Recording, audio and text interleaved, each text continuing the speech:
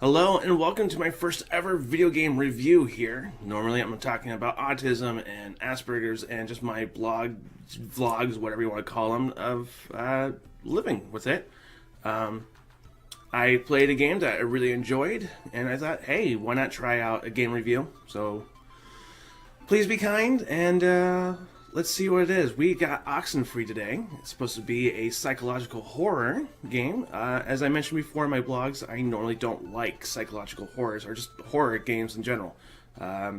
Me and horror just don't get along very well, like at all.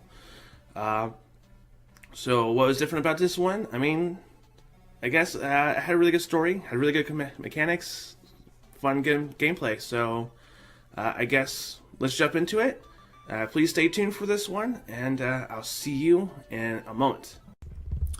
Oxenfree opens up with our protagonist Alex in the blue hair, with her friend Ren, who is an awkward, nerdy type teenager, and her new stepbrother Jonas. On this ferry, they're heading out to Edwards Island for the annual junior class all-night bash. On their way to the beach, we meet up with two more characters, Nona in the orange sweater, who is kind of a carefree and under-enthusiastic kind of character. And there's red-headed Clarissa, who seems to have an issue with most of our characters for one reason or another. As they arrive to the beach, they find out that they are the only five who will be making it out for this yearly bash this year. They decide to go ahead with a friendly game of Truth or Slap, which is a game of tell the truth, or if someone can prove otherwise, they slap you in the face. Like I said, very friendly. During this game of Truth or Slap, we find out why Alex's mom has gotten a divorce, and that they blame it on the death of her brother about a year and a half ago. After everyone is all funned out from a game of Truth or Slap, Ren decides to take Alex and Jonas to the mouth of a cave to explore some radio frequency anomalies via a small radio set that Alex brought with her. After seeing and hearing a few things, Jonas decides to explore the cave a little bit more, believing that he's heard and saw something further down the cave. During a spelunking adventure, Alex and Jonas find yet another anomaly within the cave. Alex will use her radio to tune in this anomaly, which will accidentally open up a portal.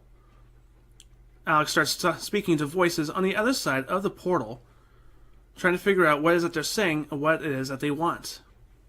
After the screen goes crazy a little bit, we see Alex and Jonas at the bottom of the sea, and then the screen fades to black.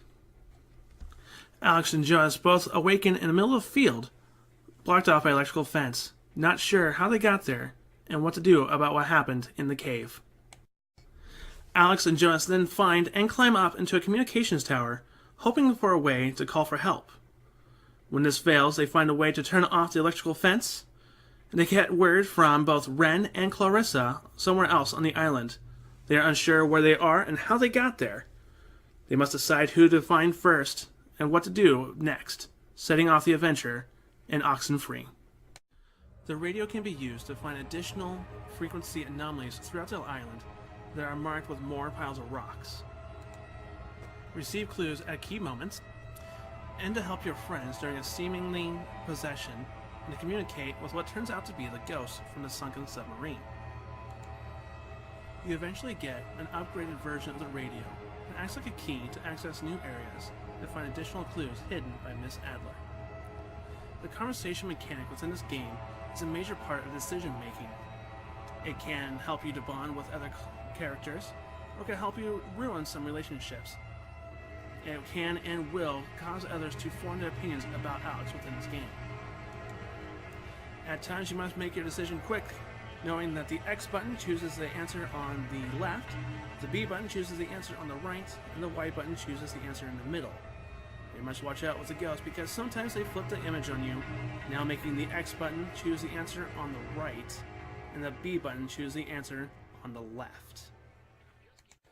At times, Alex will find herself stuck in a time loop with repeating moments until she finds these magnetic tape players of sorts and must fix the sound of the music. You do this with her controller using the right thumbstick and rotating to match the speed. As the game comes to an end, Alex is learning that the ghosts not only want out, but rather to swap places with Alex and her friends, starting with Carissa. It seems that the ghosts have chosen Carissa because they have similar feelings about things. Carissa feels that she is cheated of Michael's love because he drowned unfairly, and the ghosts feel cheated of life because of the friendly fire upon their submarine. Alex will find her way back to the cave where it all started, and use her radio to open yet another tear. This one's going to be much larger, and will actually pull her through to the other side to deal with the ghosts once and for all. On the other side, Alex is pulled to the bottom of the sea to confront the ghosts the final time. Here she is faced with 3 choices. One is to close the portal and seal off the ghosts to the other side forever. Another is to go through a portal that the ghost created for her, but leaving Carissa to the ghosts. The third option, which I chose in my playthrough, is to simply talk to the ghosts, remind them who they were, and explain about their accident.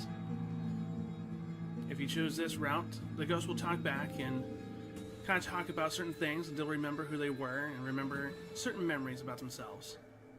But also give Alex a warning about her own mortality and to think about her choices.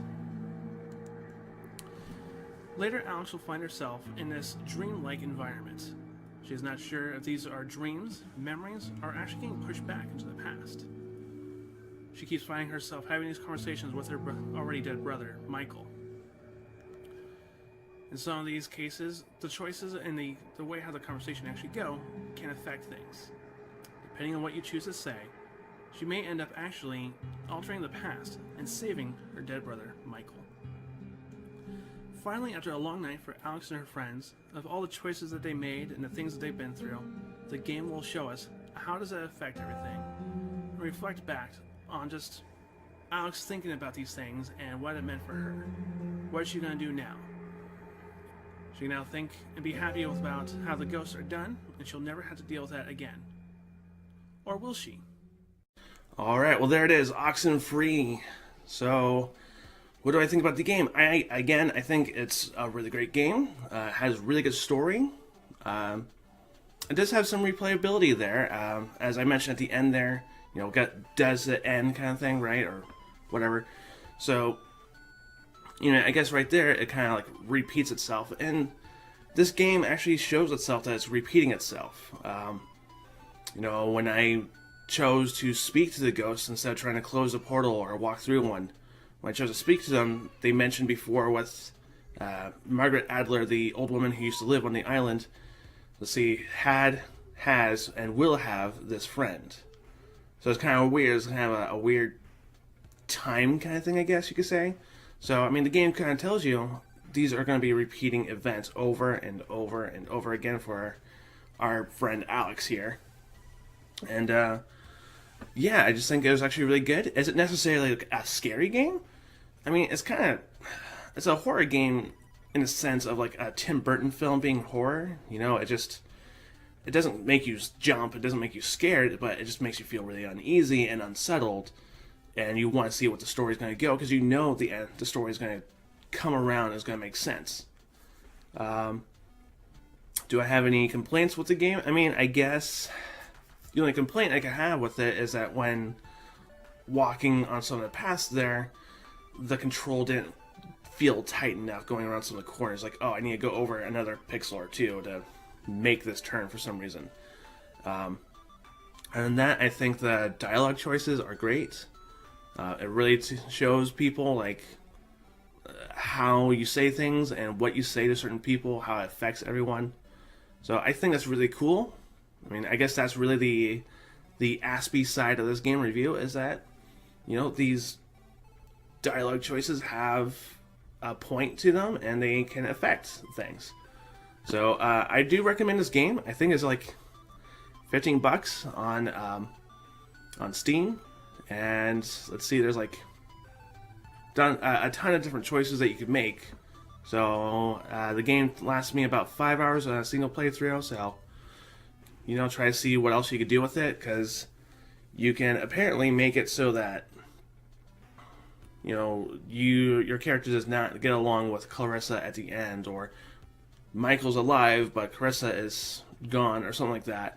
So you can make all different kinds of choices. You can see how things go along. So you're probably gonna get good 20 hours of this game if you so choose to keep on playing and see how else you can affect things. So, hey, thank you so much for watching this. Please leave a comment of how I did or what you think I should do better. And don't forget to like, subscribe, and all that good stuff. Thank you. Goodbye.